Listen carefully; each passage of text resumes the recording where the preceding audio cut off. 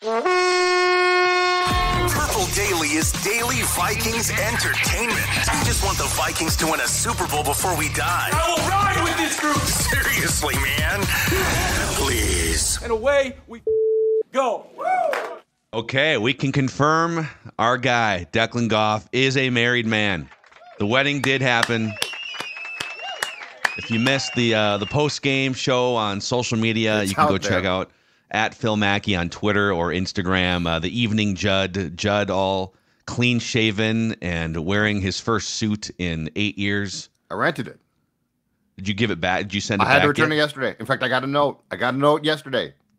Don't be. They like reminded you? They remind you. They want their suit back, or they say there will be late fees involved. I was like, I don't want late fees. But that was the best thing I've done because I don't wear a suit much, and so it's like if I wear something nice from my closet, I got to dig it out, right?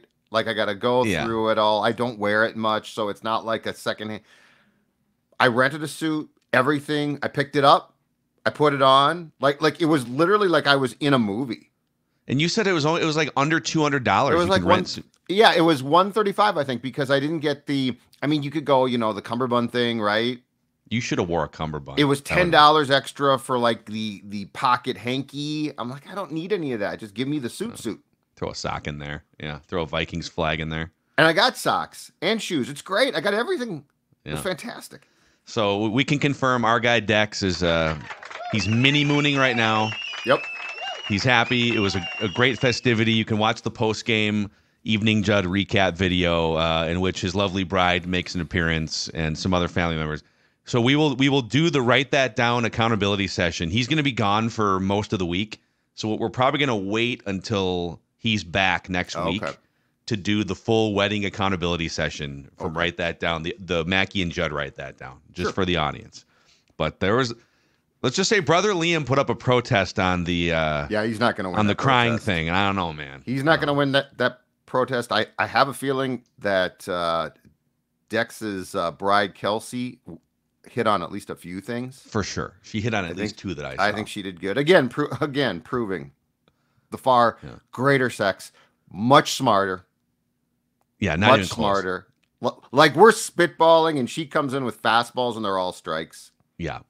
So congratulations to the Goffs. We're happy for them, and they're taking a few days of much-deserved fun in the sun.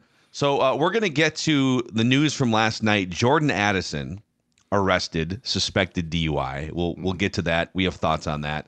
And also a fuller breakdown of some of the things we've seen on Netflix Receiver. But our friends at Quick Trip are here. It's Monday, man, and you might need a little extra something on this Monday, your car or yourself, Judd. Yeah, and right there, you're checking out all of the delicious items available at Quick Trip. But let me tell you right now, I stopped at a Quick Trip about a week ago, and I also want to talk about the ease, the convenience. And I mean, they're all called convenience stores, but there are some where you get in the line and there's one person who's got to hurry to the register, and then you got to wait, right? Quick Trip, there were two people ringing people up. It was fast, it was easy, it was efficient, and the great thing too, yes, snacks are there, gasoline is there, but if you need to pick up dinner, you can get that as well. So Quick Trip is definitely the place to stop, not just for snacks, but also for groceries. Whatever you need, they have. So Quick Trip, check them out.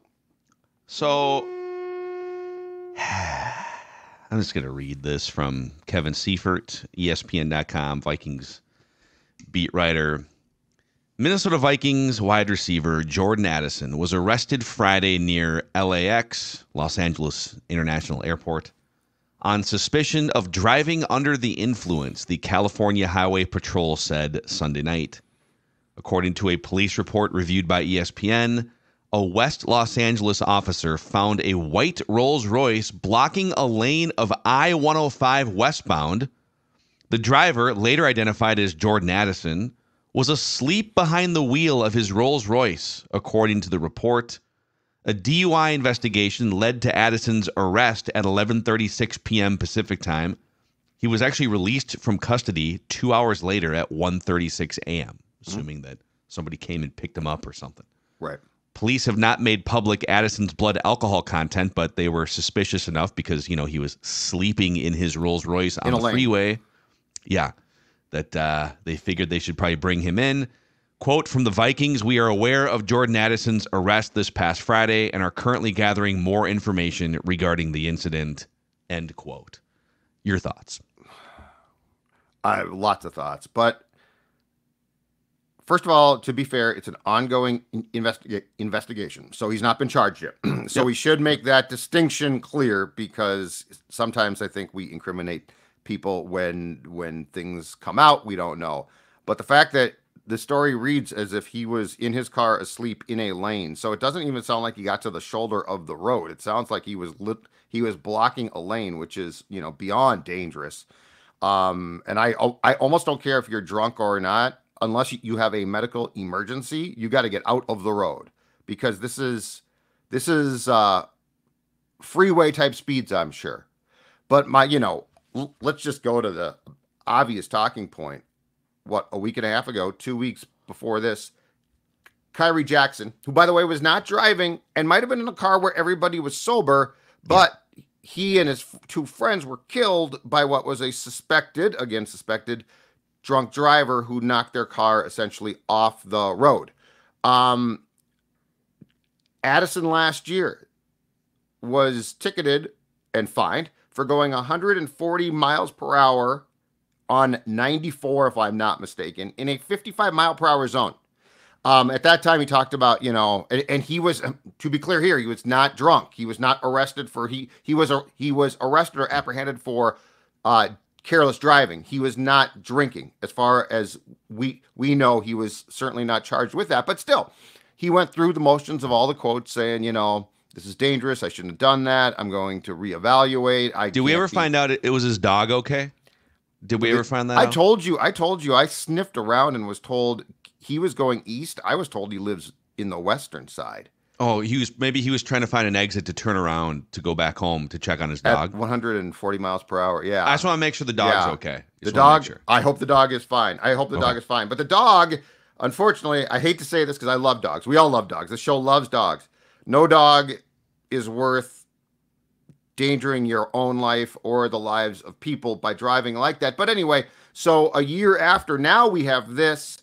It just seems like there is a lot of growing up to be done here. It also seems like after you had a teammate die under the tragic circumstances that Addison did, it's ridiculous to put yourself in this position of falling asleep on a freeway. Yeah. And Kevin O'Connell, in my opinion, has his work cut out for him when he addresses this team. Oh. And you know what? Let's not give passes here too. Last season, the offensive coordinator, Wes Phillips, arrested on 394 for, again, drunk driving, suspended by the franchise for 3 days in April, which isn't exactly that harsh. It was 3 days in April. So 3 days, or was it 3 weeks? Was it or 3 I'm sorry, days? 3 weeks. No, it was no. Unpaid. It was 3 weeks. Unpaid 3 weeks. 3 weeks, but it was in the spring. But it was in the spring. Exactly. Yeah. And so Kevin has his work cut out for him, though, as far as this goes, because, there have to be, he can be their friend and he should be a good coach, a good person, but there has to be at least the fear of consequences here of, you've got to grow up. You can't do this. So I would say that the Vikings as an organization here, Phil, should be extremely disappointed, and probably are, by this. It just feels like something that is trending into an issue that definitely, in the case of Jordan, needs to be addressed. Well, he real quick there's a chance, I don't know if the team would suspend him, but there is some precedent in NFL history for, if you start to rack up some of these, you're driving 140 miles an hour and you get cited and then you get a DUI, they could stack some of these together, and he could serve a 2 or 3 game suspension depending on what comes out here. We need more information. He would need to be guilty, I think. But yes, so that the league rule now is they have the ability to for a first offense on drunk driving, suspend you for 3 games with no pay. Yeah. So they could, but those things ordinarily take quite some time. So it's probably not going to be, I would guess, this season. There's been 3 points. So he was drafted in the end of April of 2023. So he's been a Viking for like 15 months, right? So he's like a little over a year.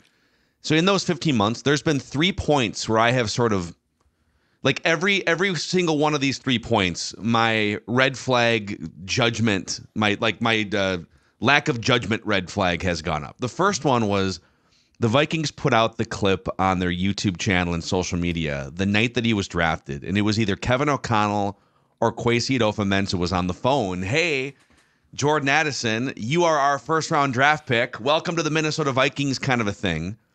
And it was either the literal first words out of his mouth or it was like very close to the first words out of his mouth were, let's get paid. Yeah, and right. I remember seeing that and thinking, that's kind of weird. Yeah. It's kind of brash. Like you're talking to the general manager and again, I don't remember which one was on the phone, but you're talking to one of the guys that runs the team that's drafting you in the first round, fulfilling your dreams, making you a multimillionaire. Obviously, you're going to get paid, yes.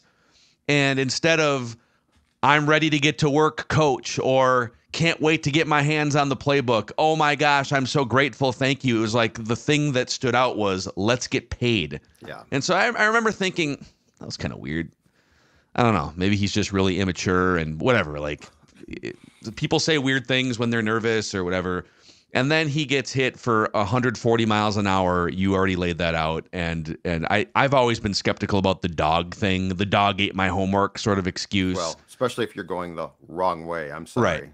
And so it's, whatever. Like that was the second red flag that went up. But I guess like you could say the third red flag would have been, instead of just owning it and saying, you know what? Yeah, I bought a badass car and there was nobody on the road and I really wanted to see how fast it went. And it was stupid and I'm not going to do it again. You kind of compound it by, and if he was telling the truth about the dog, okay, but we never heard a follow-up about the dog. And it just it's like kind of lying about it.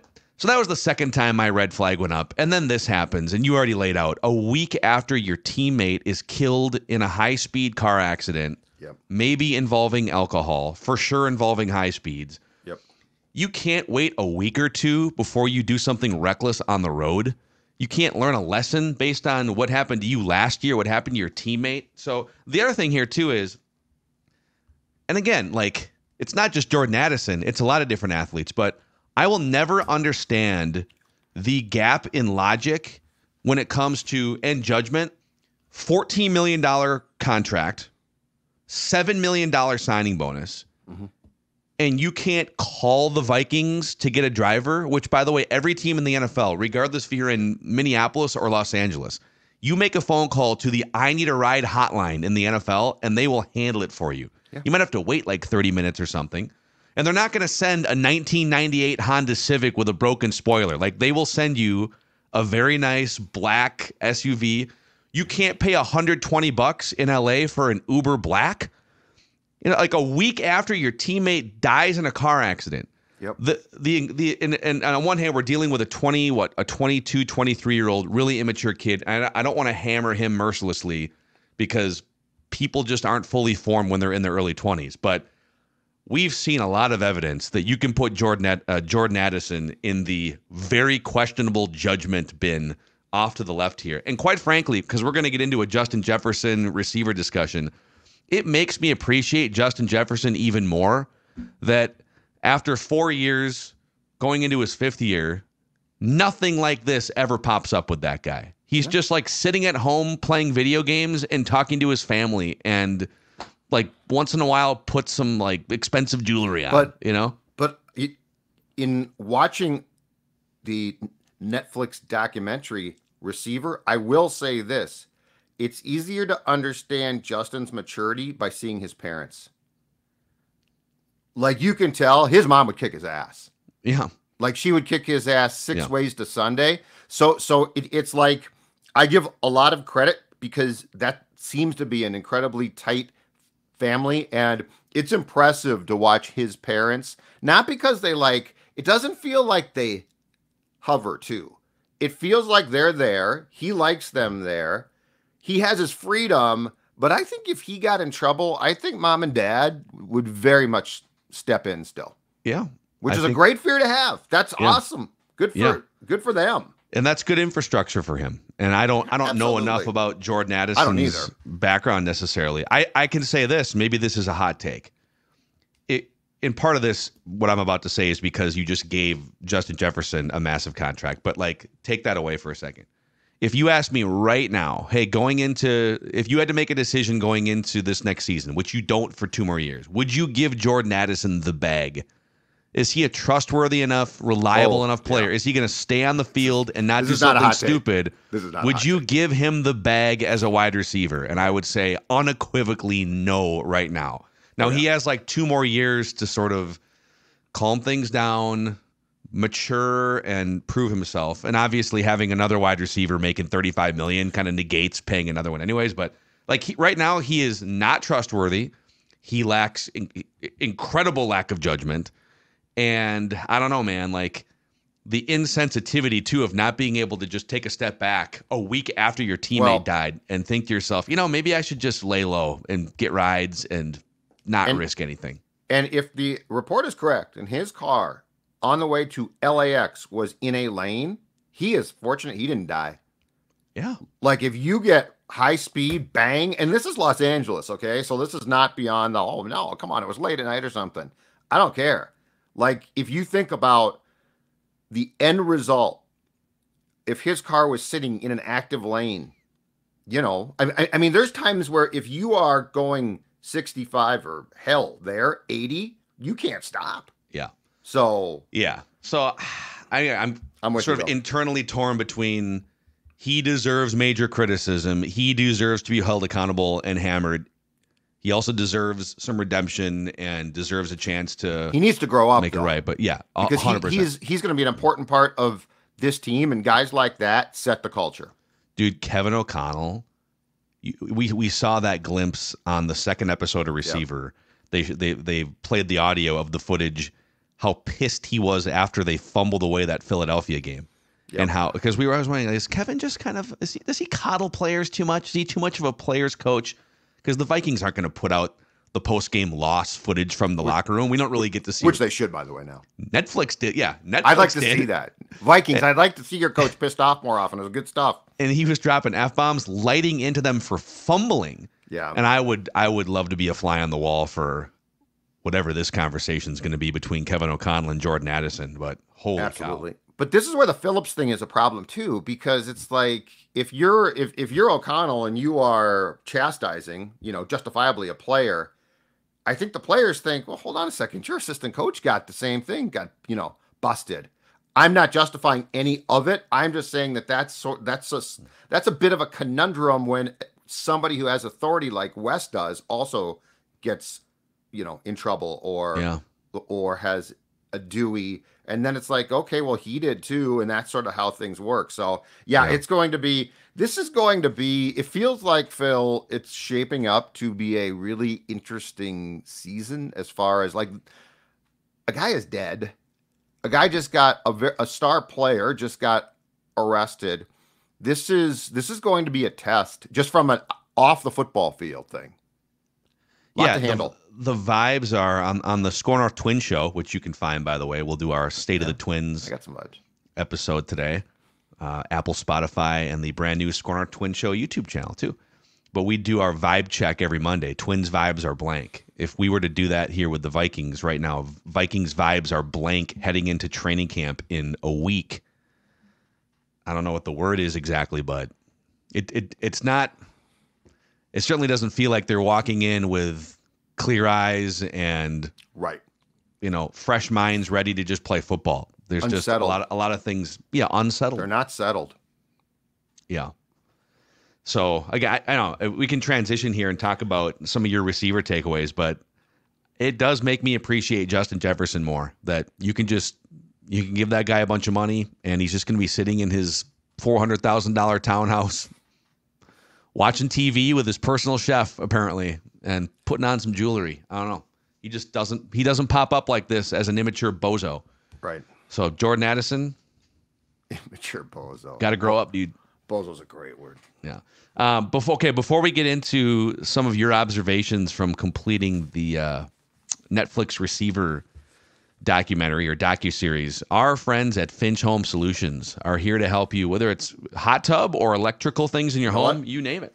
Perfect time right now, because on Saturday, at about 11:30 or so, we got hit by a big storm. Holy cow. And there's power still out as we record this. Fortunately, not us, but there's power still out. Guess what? Finch Home Solutions is all about solutions. They're about fixes. And so if you have an issue now with your home, electrical panel problems, I don't know, from a storm, there could be any number of things. Guess what? Finch, fast, efficient, and courteous. So if you give them a call, they're going to take care of the problems.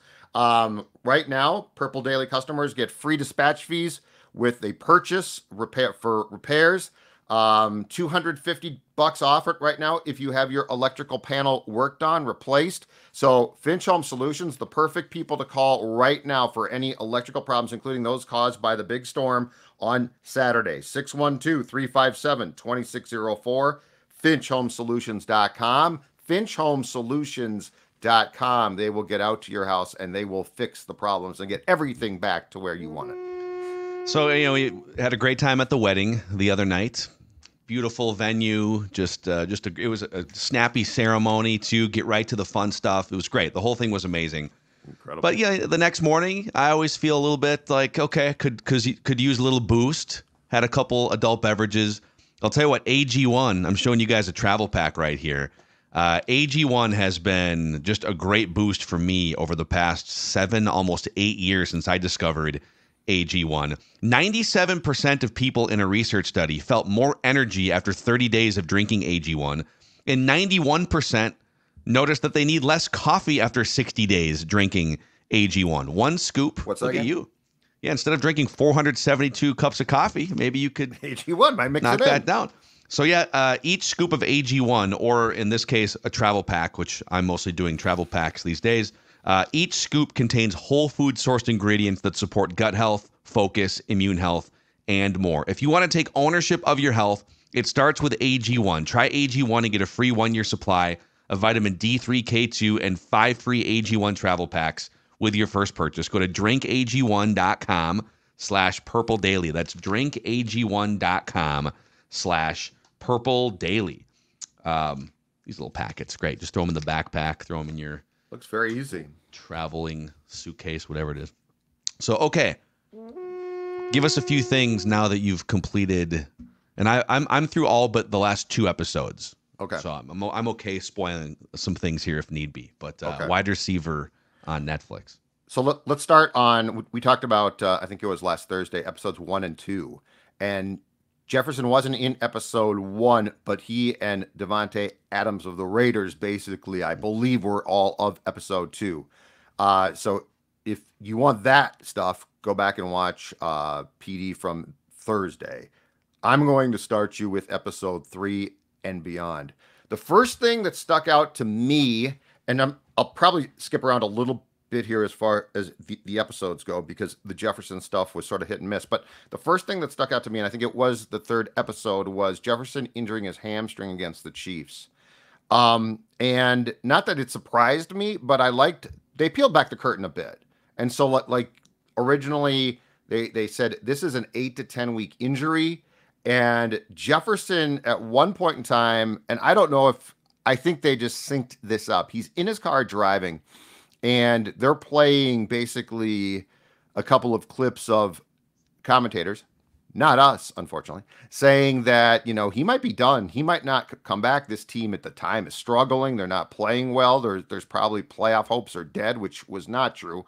And they clearly had asked Justin about it. And Jefferson's response was, anyone who thinks I wouldn't come back is crazy. I'm not going to be dumb about this, but, he brought up the word tanking. And he said, anyone who thinks that I would participate in tanking, which I don't think we did. Players, yeah. I don't think anyone players did. aren't. Players don't tank. But Front offices tank. Coaches Yes. and players don't tank. yes, but the fact was he was adamant about he was going to get back. It took him some time. I think what we didn't see was there were obviously conversations that were probably difficult about you can't rush back. You don't have a contract beyond this year.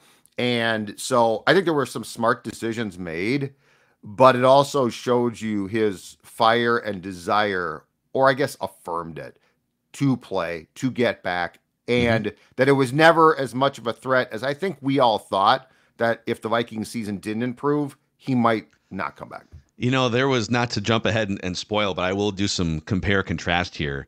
Go ahead. It's a testament to Justin Jefferson and the Vikings infrastructure that he gets hurt and he's desperately trying to get back for the glimmer of hope that they might be able to make the playoffs, even if he's playing with backup quarterbacks. And then on the Raiders side of the docuseries, Davante Adams is telling everyone within earshot on the sidelines and opposing teams after games, I'm just trying to survive out here. I got to get the hell out of here, man. You know, he's talking about like the Jimmy G hospital balls that are being thrown behind him. I've never been hit so many times in my effing life. And he's trying to find ways to get out of the situation and complaining about all the quarterbacks. So that was just something really interesting. The Vikings and their infrastructure, and Jefferson wanting to go back to it, and Adams healthy enough to be on the field, but like trying to find a way out. And now there's the Aaron Rodgers comments that came up over the weekend too, that maybe Davante Adams might actually be getting out of Las Vegas at some point. But that stood out to me for sure. Yeah, Davante's quote was, and I think it was on the sideline during a game, which is hilarious. Quote, "I've got to get the F out of here before I lose my life." It was during a game. Yes, that was his direct quote. So yes, but yeah, Jefferson, like, you never hear him complain. In fact, he goes out of his way. A lot of people, media, fans, like there's been so many opportunities for him in front of a microphone or on social media or somewhere, right, to take the bait of, boy, either last year when Kirk was hurt or now that Kirk is gone, and there's been quarterback uncertainty since week 8 against the Packers last year. Hey, what's it going to be like playing without Kirk? What's it like playing with these backups? At no point has he taken that bait. In fact, he's gone the step further and said, it doesn't matter who's playing quarterback. Right. I'm putting up 1,600 yards and 9 touchdowns. And that's also why when he kept saying, I love Kirk, I want to play with Kirk, that Kirk fans were like, well, this means he won't play if Kirk is gone. It's like, that was never his point. His point was, I will make things work. But to go to the next thing, and again, this is Jefferson being Jefferson. So he sits out for weeks. He finally comes back, the Raiders game, and what happens? I think the second pass thrown his way, Nick Mullins almost gets him killed. Yeah, like literally almost gets him killed, which is what Davante was like, I got to get out of here. And Jefferson, you never heard him complain about it. No. Like that pass could have gotten him. That was, and that's the one thing, Phil, that I'd like to spend the longest on, was how little, and this is where the injury reporting is often, hey, he's hurt, he's got a bruise, this or that. I had no idea that he was immediately spitting up blood. And the whole thing on the sideline where he's like, I'm spitting up blood. And the trainers are like, no, hold on a second. Are you cut in the mouth? Because if you're cut in the mouth, they'll just stitch it up, right? And he's like, no, I'm not cut. Yeah. That you have to think that could have been, if it hadn't been handled correctly, extremely serious. And until I saw that, I knew it was bad. I did not know it was that bad. That was an incredibly dangerous and scary. And his mom, Jefferson's mom, was like, oh my God. And she was right. That was way scarier than I thought at the time, now that we know way more. So he comes back, gets hit so hard he's bleeding internally. The season wasn't mathematically over, but you're sitting out here winning a game 3-0, and you're trying to claw your way maybe to play a road playoff game in the wild card round. And he comes back the next week. I know. I have that in my notes. Exactly. I know. And it was a pulmonary contusion, like right there. That scares me. I'm probably done for a while. Say that. What was it, a pulmonary contusion? Yes. Yeah. And you're right, though. He comes back. Hand, foot, and mouth disease. Football. Well, that's Amon-Ra St. Brown. That's another one. Well, and to his credit, I mean, my biggest takeaway from the entire series was this, and quarterbacks get hit and they're hurt, okay? So I know that. But the biggest difference to me from quarterback to receiver was it's unbelievable what these guys try to play through. Yeah, man. And then at one point, Davante Adams with his shoulder problems, he was going into a game and he basically said, I can't catch a pass over my head because the velocity of the football is going to potentially damage my shoulder or create stinging pain. Right. So I need to catch everything out in front of me like 90 degrees the entire game and then avoid getting hit on that shoulder too. Like these guys. And on the injury report, it just says questionable shoulder. Right. Like, oh, he's got like a bruised shoulder. Jefferson was chest, right? Yep. Like, he's got a chest contusion. Just chest. No, he's contusion. coughing up blood. Yeah. Yeah. Yeah, and again, he comes back in Cincinnati the next week, and he practiced almost right away.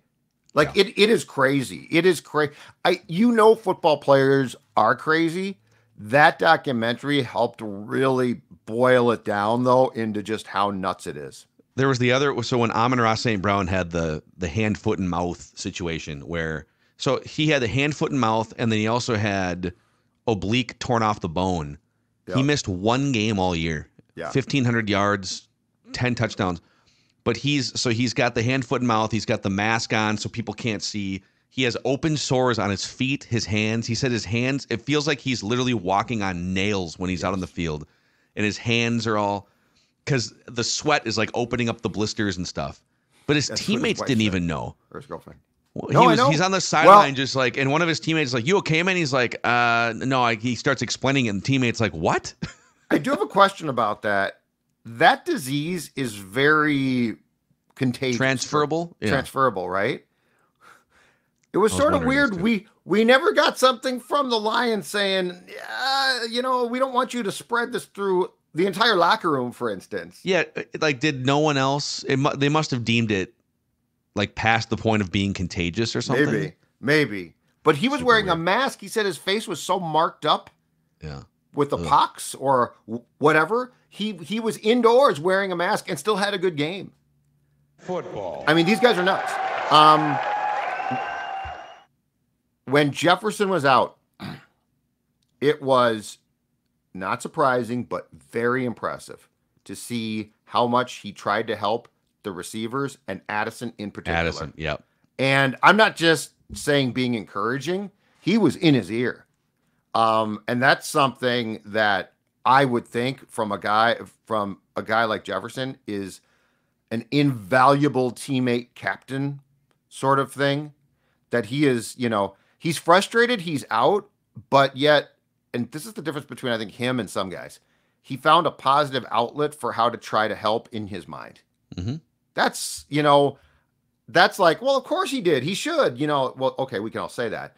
But when you see what this guy who is, frustrated beyond belief, he doesn't act like it, but he is, and he can't play, and he's still engaged in the game completely, and trying to help a guy. And look, he's confident. He's the top player on this entire team. But still, there's a lot of people whose egos probably wouldn't allow them to go as much as he did to say, no, what? Screw it. I'm going to make Addison as successful as possible since I'm not playing. Yeah, and I have another contrast with Davante Adams that I just thought of in a second, but there was one moment where Jefferson it was like a timeout or something on the sidelines, and Jefferson is in Addison's ears saying, hey, patience and trust that he is going to get you open on the route concept. And I think he was talking about, the he was Kevin O'Connell, that you got to trust that he's calling plays that are going to break open for you, and you just have to be patient and don't try to go crazy. And then, of course, that crazy play against the Niners where Addison rips that ball away from the Niners defensive back and runs for a touchdown. And the first guy out off the sideline talking about that's how you make a play is Jefferson. And so, you've got, and Kirk was playing in that game, but even when the backups came in future games, like Jefferson is there. Contrast that with poor Davante Adams. I'm not even really blaming him because the Raiders are such a disaster with Mark Davis as the owner, and Josh McDaniels is just a boob of a head coach who deserved to be fired. It's his third failure, right?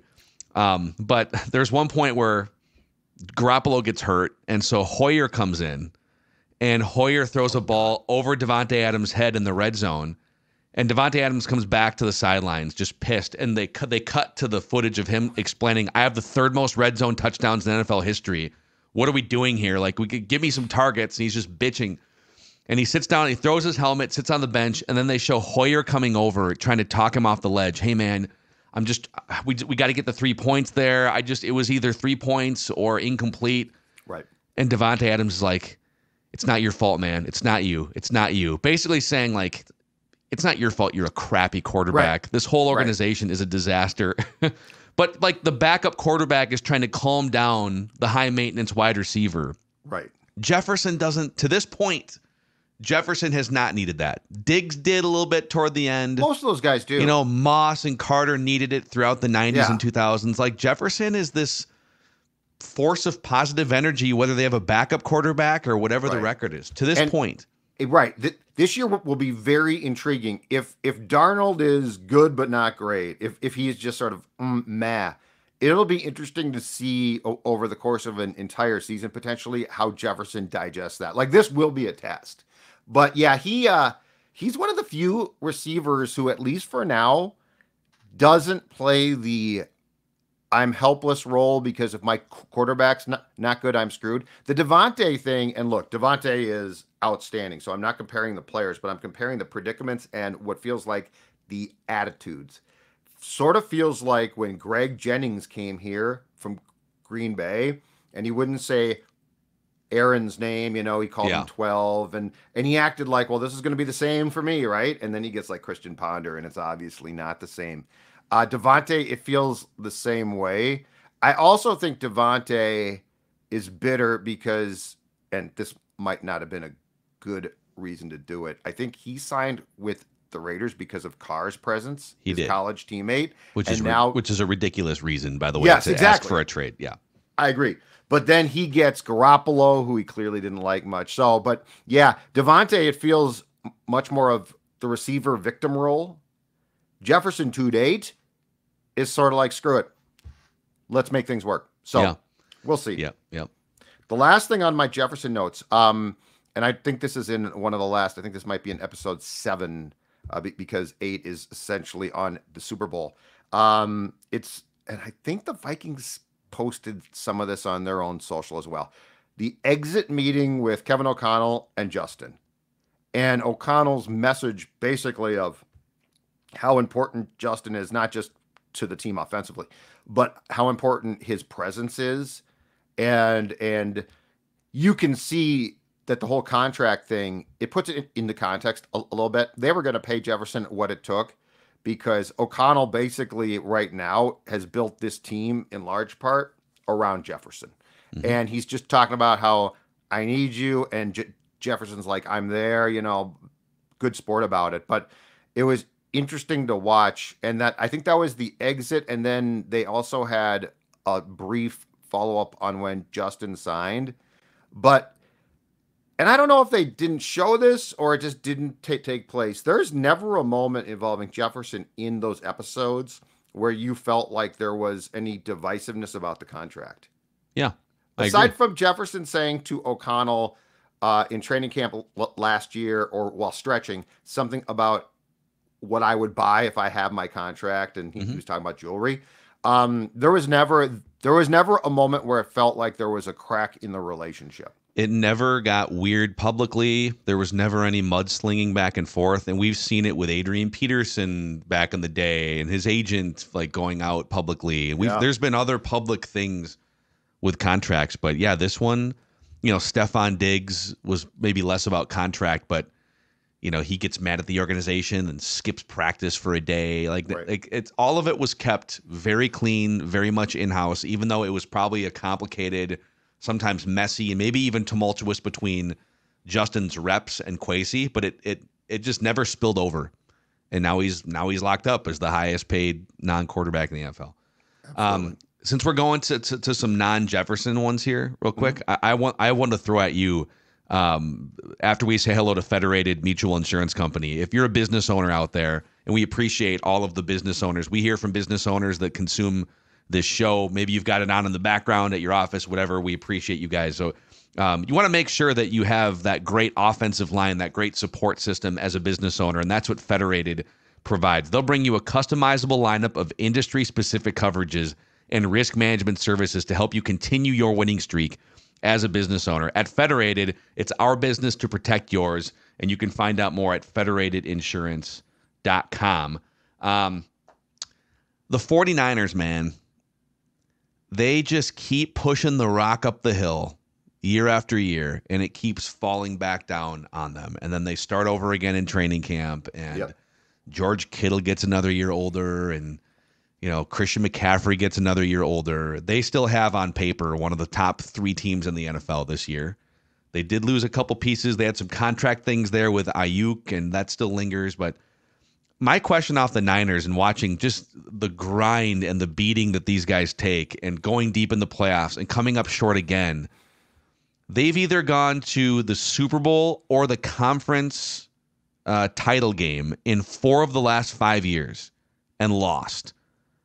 How many times? It's rare in football that you can do it that many times and not get. Usually there's a hangover of some kind. I just wonder how many times can you keep, okay, let's go back and do it again and start over at level 1 in September and make it all the way and be relatively healthy. I kind of feels like they missed their window, I guess, watching this thing. Well, and I think the perfect example was, so that the documentary combines following Kittle, who's a star. I mean, that guy's he's hilariously funny, but Deebo Samuel as well. And I think Deebo is sort of the poster child for what you're talking about, because he was hurt, I believe, on 3 separate occasions, including in the Super Bowl. But before that, the shoulder problems. And look, he is a unique player. Like, he is a hybrid. He is damn near positionless. But the way he plays and what he's asked to do, he gets his ass kicked. And so I don't think those injuries are a fluke or like it was just bad luck. I think your body starts to break down. Like, you are asking him to essentially be a receiver, which we saw in and of itself is hell, and then a running back, which is probably worse. Like, if they were to do a documentary on how bad those guys get pounded, it's probably as bad or worse than receivers. So yeah, I think Deebo and Kittle to a certain extent, but in watching what they were going through and the grind, I don't know how long that you can keep this up. And unfortunately for them, look, you know what? In some ways, the Chiefs are the Bulls, the Jordan Bulls. Like, you hit that, you get to that. The Niners are the Jazz. Yeah, and you get to that point, and I'm sorry, but there is one guy who is better than everybody, and it's Mahomes. He's better than everybody. Like, you could argue, okay, Kittle or Kelsey, right? And Kelsey's really good too. He's not young. But, like, at least that could be a debate. Brock Purdy is a hell of a find, and he's a nice young player. But Patrick Mahomes is Jordan. It's like, what are you supposed to do? And unfortunately, he's going to stick around. And I'm with you. I think the Niners, unless they can reinvent themselves a bit and get in new pieces, I don't know that you can keep going back to the well with this entire group, because it's an old group. I wonder, let's say the Niners kind of come back down the hill. They've obviously got a bunch of cap issues they're going to have to deal with. And if the infrastructure starts to erode, Brock Purdy is great as the driver of this incredible car. But what happens when the car is no longer as fast and effective as it is? Is he really one of the 8 to 10 best quarterbacks, or does he kind of fall back? Does the erosion lead to the eventual dismissal, as it always does in the NFL, of a great head coach? Ironically, you bring up, Patrick Mahomes. I think Andy Reid is also the only coach definitively better than Kyle Shanahan in the NFL. But Andy Reid had to go through a bunch of title game losses, Super Bowl loss, right? Is Kyle Shanahan 20, 25 years later, Andy Reid? Is he going to have to go to a different team at some point? I like that. Yeah, because in fact, Andy Reid's Eagles teams, which were very similar to this San Fran team in the fact that they had great success. Now, I believe they only made the Super Bowl once, but they were consistently in conference championship games. McNabb at the time was seen as a star, not a superstar, but a star. Yeah, that's a great comp. But it's also just, I think in the Chiefs case, there's one question. What happens if they don't find Mahomes? I think they're still good. Do I think that they win multiple Super Bowl titles? No. So yeah, can Shanahan ever find that guy? And in some ways, to open up a can of worms, that's probably where the utter failure of Trey Lance does hurt. Because they thought they had found something special there. And maybe they did with Purdy. Maybe. But I mean, he probably, I think there's two type of quarterbacks in Shanahan's world. One, guys that can run what he wants to a T. Purdy, I think, is doing that. Hell, I think Kirk was in that guy in his mind. Yeah. But then there's the guy who's at the top of the mountain, and those guys are hard to find. And the only reason why I think that you would make the trade and give up the type of investments that the Niners gave up in the Trey Lance trade was because you thought that you had found this like special piece. It's interesting, but I love the comparison. I think you're dead on. Any other final Netflix receiver thoughts? Yeah. A couple of things. First of all, to go back to the Vikings, but not Justin in this case. And I know that the Raiders QB thing was a mess, but the genius of Brian Flores before guys got hurt. And in fact, the last great game that the defense had was that, and it was a terrible game to watch, but was I believe it was 3-0 shutout of the Raiders, in which Adams is basically caught on mic saying, I'm double bracketed constantly. There's nothing I can do. What the hell can I do? And that's the Vikings. And there's a part where Ivan Pace picks off a pass that was intended for Devontae. And in that game, Devontae caught 7 passes. Okay, that's fine. 53 yards, though. So 7.6 yards per reception. And I think that just to just a little sneak peek, that was where Brian Flores deserves a ton of credit, because you weren't dealing with a great defense. Like a guy can you imagine, same personnel, what does Devontae Adams do against Ed Donatel? Oh my God. They rip the top off that son of a buck, and he has a huge day. So I thought that was a very, very brief but interesting glimpse into why was the defense good? Well, I think you saw it in that game. Way too many people are sleeping on what this defense, the Vikings defense, could be this year. Yep. Just because, they lost Danielle Hunter. Okay, well, they might have gotten better in the room. They lost the best edge rusher, but they also added 3 really good ones with a ton of upside and maybe the best young edge rusher in the league. And year number 2 in this system, another year for Ivan Pace, another year for Harrison Phillips, another year for those young cornerbacks, for the safeties that might be the most talented group, right? Josh Metellus. Like the year 2 in Miami, they went from, I think, 30th or 31st in points scoring defense to 6th. Mm-hmm. It was the year 2 jump in Miami. The year 1 jump was like bottom 3 to 15th in scoring defense for the Vikings. Right. What does that jump look like another year with one of the smartest defensive minds in the league? And then no one's talking about the defense though, because they got a couple holes. You don't really know who the interior defensive pass rushers are, and they didn't end well. Guys did get hurt and worn down. I think starting with the Bengals game when they started to struggle, I think we dismissed too much of their previous work. I don't think the end of the season was a reflection necessarily. Mm-hmm. And look, when a guy like Devontae, I don't care who his QB is though, but when you look at the Vikings corners, right, which weren't great, and you hold him to 7 catches for basically, 7 yards or 8 yards per catch, that's damn impressive. Yeah.